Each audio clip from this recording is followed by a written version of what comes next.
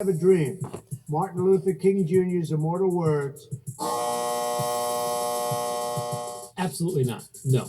For a man who stood for more than himself, who, you always hear people like risking their life. He actually gave up his life for the betterment of all of us. When I witnessed Dr. Martin Luther King's March on Washington speech as an intern back in 1963, I dreamed about doing big things to help our state and our country.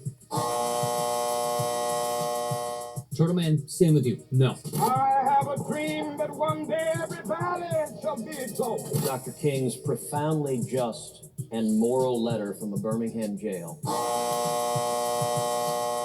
Rafael Cruz, don't you dare. Every hill and mountain shall be made low, the rough places will be made plain. The New Yorker magazine, who featured the unemployed quarterback as a civil rights hero, nearly alongside Martin Luther King Jr. Think of President Trump as the Martin Luther King of healthcare. Oh, Jeffrey.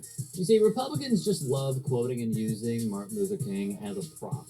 Legislation redesignating the Martin Luther King Jr. National Historic Site to the Martin Luther King Jr. National Historic Park.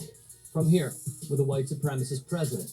Asking my colleagues to remember the words of the legendary, the great leader in this country, Dr. Martin Luther King. To even South Carolina's Nancy Mace invoking his name when voting against impeachment for Donald Trump. You see, MSNBC's Joy Reid rang the bell that we have heard for quite some time. Always squint your eyes and prepare for some full-throated, irony-murdering BS when a Republican launches into an MLK quote. Ex-Rep Steve King tweeted an MLK quote. On his same Twitter account, King said, "We can't restore our civilization with somebody else's babies." King, a Nazi sympathizer, also once said, "The greatest threat to a black man is a black man." Ex-Wisconsin Governor Scott Walker also used MLK as a prop. Walker is notorious for suppressing voters with one of the harshest voter ID laws in the nation, restricting early voting hours, changing the laws regarding absentee ballots, changes to polling place regulations that inject partisanship into the polling place, and unprecedented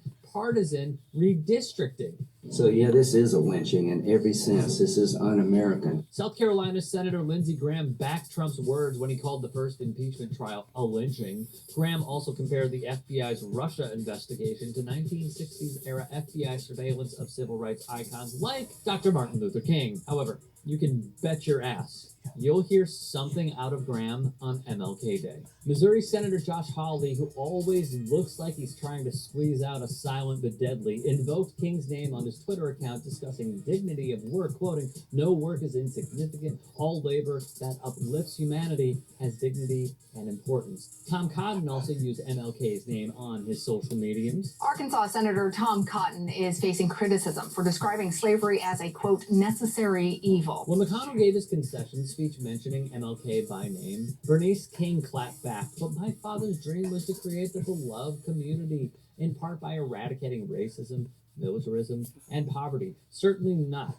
by denying health care to human beings or by separating brown immigrant children from their parents." I mean, Republicans plan to use Martin Luther King Jr.'s image and quotes from his I Have a Dream speech to promote Proposition 209, a ballot initiative to end most affirmative action programs in California. Donald Trump, of all people, used Jackie Robinson's imagery in an ad alongside Dr. Martin Luther King. The fact is, he stood up for everything the Republican Party has shifted to, enabling white supremacy. It is of little surprise politicians will mention his name because he is now approved by white America, while in the past, they would have absolutely despised him.